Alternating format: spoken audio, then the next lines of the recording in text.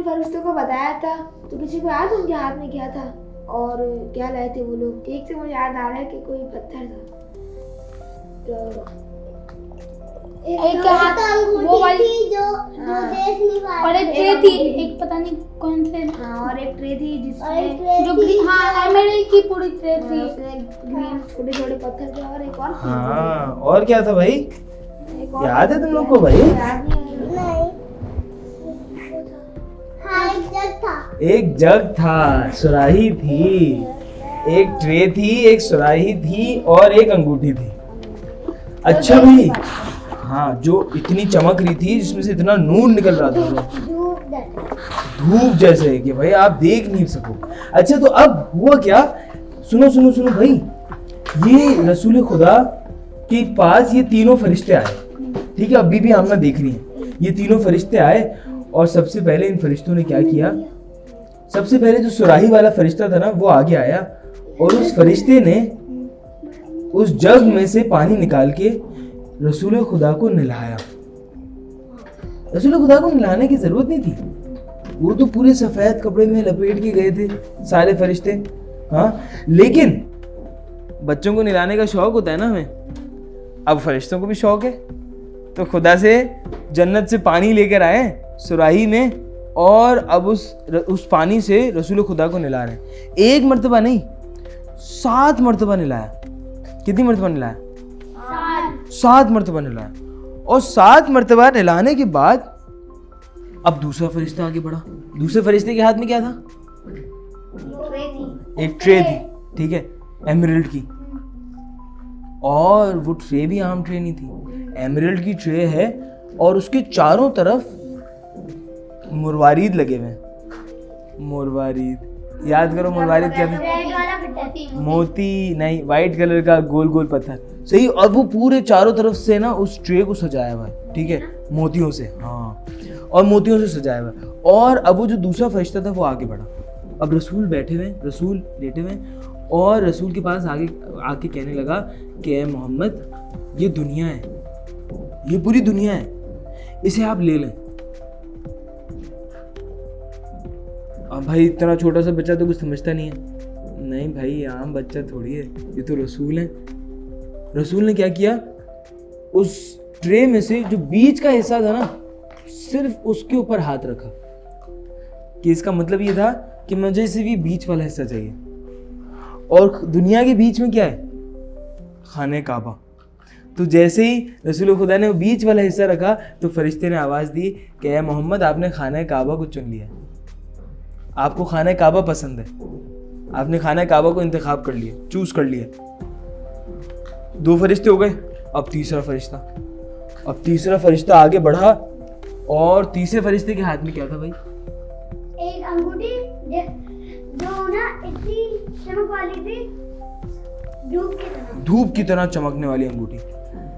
अब वो जो धूप की तरह चमकने वाली अंगूठी थी, रसूल खुदा के पास वो आए और उन्होंने रसूल खुदा के दोनों शानों के बीच में, यानी पीछे की तरफ, कमर के पास, जो दोनों कंधों के बीच में जगह है, वहां पर रसूल खुदा को उस अंगूठी के जरिए एक स्टैंप लगाया। रसूल खुदा के ऊपर एक नक्श बना दिया, एक ड्राइंग बना दी रसूल खुदा की कमर पे। कैसे? उस अंगूठी को दबा के। अगर आपने देखा कभी, आप किसी चटाई पे सो जाएं तो आपके चेहरे पे पूरे निशान हो जाते हैं चटाई के, ठीक है, ऐसा हो जाता है ना। रसूल खुदा के ऊपर उस अंगूठी से एक स्टैंप लगा दी। हल्की स्टैंप नहीं थी, वो अंगूठी भी ऐसी थी जैसी इतनी चमक हो कि आप देख नहीं सको। जब रसूल खुदा के ऊपर वो स्टैंप लगाई, वो स्टैंप पता है क्या थी? वो थी मोहरे नबूवत। मोहरे नबूवत, मोहरे नबूवत यानी नबूवत की स्टैंप। नबूवत की स्टैंप पे क्या लिखा होता है? मोहम्मदुर रसूलुल्लाह। वो स्टैंप छोटी सी लगा दी पीछे कमर के पास, आप कोई देख नहीं सकता, ठीक है। जब बड़े होंगे तब हम, कहानी जब आगे जाएगी ना, जब रसूल खुदा बड़े होंगे तब हम आपको बताएंगे उस मोहरे नबूवत की क्या क्या कमालात हैं, सही है, ये हम बाद में बताएंगे। लेकिन अभी ये याद रख लें कि वो अंगूठी से स्टैंप लगा दी। आपने पूछा नहीं कि मुश्तबा भाई ये फरिश्ते तो आ गए, रसूल खुदा के रिश्तेदार कहाँ हैं? बाबा नहीं है, लेकिन कोई और रिश्तेदार तो होंगे ना। और रिश्तेदार कहाँ हैं? मम्मा तो वहीं पे, मम्मा तो बता रही हैं कि मैंने सारे फरिश्तों को देखा। अब मैं बताता हूँ और रिश्तेदार कहाँ हैं, ठीक है। अब रसूल खुदा के एक हैं दादा। रसूल खुदा के दादा का नाम क्या है, कोई बता सकता है? हजरत अब्दुल मुत्तलिब, ठीक है। उनके बाबा की डेथ हो गई तो दादा की कैसे हो गई? नहीं, दादा की नहीं हुई। ऐसा हो जाता है कभी कभार कि बेटे का इंतकाल हो जाता है, बाबा का इंतकाल नहीं होता। बाबा जिंदा ज़्यादा रहते हैं, बच्चा थोड़ा जल्दी चला जाता है, खुदा की मर्जी होती है ना। तो अब जनाब अब्दुल्ला का इंतकाल हो गया, लेकिन जनाब अब्दुल मुत्तलिब जिंदा हैं, ठीक है। अब जनाब अब्दुल मुत्तलिब का इंतकाल कब हुआ ये मैं आपको बाद में बताऊंगा। वो भी बहुत जल्दी इंतकाल हो गया था रसूल खुदा की ज़िंदगी में, बिल्कुल जब छोटे थे तब दादा का भी इंतकाल हो गया था, लेकिन फिर भी उस वक्त दादा जिंदा थे। अब रसूल खुदा के दादा जनाब अब्दुल मुत्तलिब खाने काबा में सोए हुए थे, खाने काबा के पास सोए हुए थे। कहते मैं खाने काबा के पास सोया हुआ था और मैंने देखा कि खाने काबा उखड़ गया अपनी जगह से, और उखड़ के खाने यानी अपनी जगह से निकल गया, पूरी बिल्डिंग अपनी जगह से निकल गई खाने काबा की, और वो बिल्डिंग निकल के मकाम इब्राहिम के पास आ गई। और जो पहाड़ थे चारों तरफ, खाने काबा, अगर आप लोग अभी मोहम्मद जाके आए खाने काबा के चारों तरफ पहाड़ है, ठीक है। अभी तो वहाँ पे बिल्डिंग्स बहुत ज़्यादा बनी हुई हैं, पहाड़ दिखते नहीं है, लेकिन वो चारों तरफ पहाड़ है। जनाब अब्दुल मुत्तलिब ने देखा कि वो सारे पहाड़ खाने काबा की तरफ झुक रहे हैं। अब भाई पहाड़ों को ऐसा देख के तो परेशान हो गए, तो फौरन से जो है वो उन्होंने क्या किया, उन्होंने खड़े हुए कि भाई ये क्या हो रहा है। तो देखा कि एक बादल है जो बीबी आमना के घर के अंदर जा रहा है। याद आया कौन सा बादल? तो बीबी आमना ने भी कहा था ना कि एक बादल आया था हमारे पास। अब जनाब अब्दुल मुत्तलिब सो रहे हैं, उन्होंने भी देखा कि एक बादल है जो बीबी आमना के घर में जा रहा है। वो फौरन दौड़ते हुए गए बीबी आमना के पास, घर में दाखिल हुए और बीबी आमना के पास आके कहा कि ऐ बीबी, मैं ख्वाब देख रहा हूं या जाग रहा हूं, मुझे समझ में नहीं आ रहा ये क्या हो रहा है। बीबी आमना ने कहा कि नहीं, आप जाग रहे हैं, आप बिल्कुल सही देख रहे हैं। कहा अगर मैं बिल्कुल ठीक देख रहा हूं तो आपके चेहरे पर एक रोशनी थी, एक नूर था, वो नूर कहां चला गया? कहा वो जो मेरा बेटा खुदा ने मुझे दिया है ना, वो नूर उसके पास चला गया। जो रोशनी मेरे चेहरे पे थी, अब वो रोशनी कहाँ है? वो असल में मेरी रोशनी नहीं थी, वो रोशनी किसकी थी? वो मेरे बेटे की रोशनी थी, रसूल खुदा की रोशनी थी। वो रसूल खुदा की रोशनी उनके चेहरे में आ गई है। कहा अच्छा तो कहाँ है रसूल खुदा, कहाँ है वो बेटा? तो जनाब अब्दुल मुत्तलिब से कहा कि वो फरिश्ते उसको उठाए हुए हैं, अभी फरिश्ते उनको खिला रहे हैं। तो जनाब अब्दुल मुत्तलिब ने कहा कि मुझे उठाना है। तो बीबी ने कहा कि आप चले जाएं कमरे में, उठा लें। जैसे ही जनाब अब्दुल मुत्तलिब रसूल खुदा को उठाने के लिए आगे बढ़े तो एक फरिश्ता आया और जनाब अब्दुल मुत्तलिब से कहा कि आप तो दादा हैं, आप तो उठाते रहेंगे, अभी हमें थोड़ी देर उठाने दें, अभी हमें थोड़ी देर खेलने दें, हम जब खेल लेंगे फिर आपको दे देंगे। जब हम अपने साथ, अब जब सारे फरिश्ते आके रसूल खुदा की ज़ियारत कर लेंगे, जब सब रसूल खुदा को देख लेंगे, सब अपने पास गोद में उठा लेंगे, उसके बाद जाएंगे। वो जो 3 फरिश्ते थे ना, उन तीनों फरिश्तों ने भी किया कि उन्होंने पहले नहलाया, उसके बाद वो ट्रे से रसूल खुदा को कहा कि आप ले लें, उन्होंने उसमें से खाने काबा को ले लिया। उसके बाद उस अंगूठी के ज़रिए स्टैंप लगा दिया। उसके बाद भी फरिश्तों का दिल नहीं भरा, उन्होंने अपने परों पे रसूल खुदा को, हमारे तो हाथ होते हैं, जिब्रील और बाकी फरिश्तों के क्या होते हैं? पर होते हैं। उन्होंने अपने परों पे रसूल खुदा को उठाया। हर फरिश्ते ने थोड़ी देर के लिए अपने रसूल खुदा को अपने परों पे उठाया।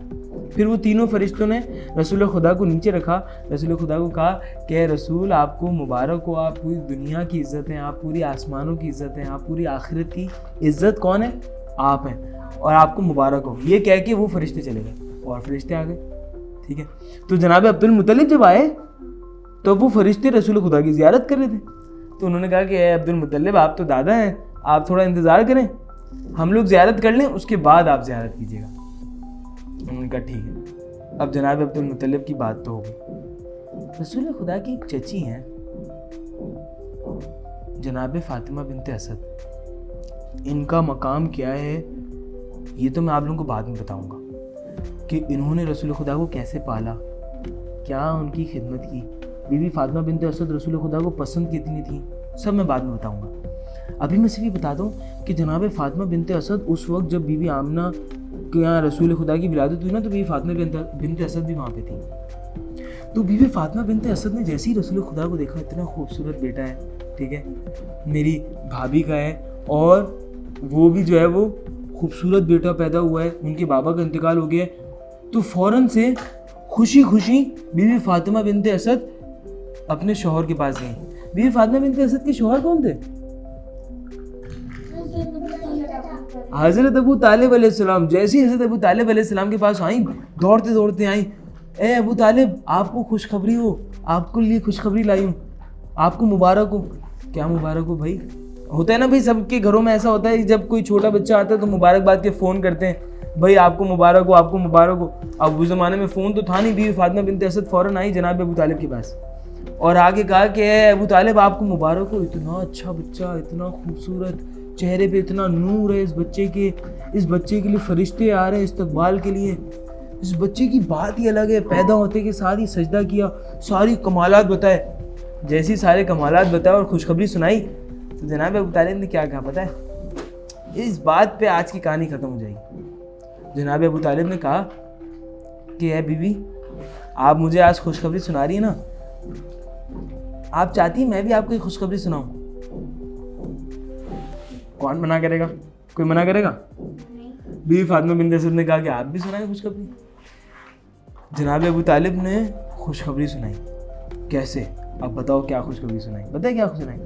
कहने लगे कि बीवी फातिमा आप 30 साल इंतज़ार करें। कितने साल? 30 साल, 30 इयर्स। आप 30 साल इंतज़ार करें। 30 साल बाद जैसा अभी बीबी आमना को बेटा हुआ है ना, जितनी मोजज़ात के साथ, करामात के साथ, जितना खूबसूरत बेटा, जितने खुदा को पसंदीदा बेटा बीबी आमना को मिला है ना, इतना ही पसंदीदा बेटा आपको भी मिलेगा। उसमें सारे कमालात इस जैसे होंगे, इस बेटे जैसे कमालात होंगे सारे। 30 साल बाद आपके बेटे के पास भी ऐसे ही कमालात होंगे। भाई हम तो कल की बात नहीं बता सकते कि कल क्या होगा।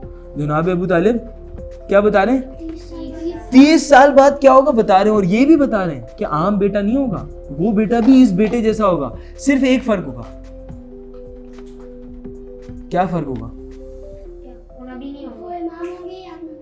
वो नबी नहीं होंगे, वो इमाम होंगे और वो इसके वसी होंगे। यानी जब ये जाएंगे तो उनके मकाम पर वो संभालेंगे अपनी जगह। अब रसूल खुदा को पाला कैसे बीबी आमना ने, ये आपको अगली कहानी में पता चलेगा।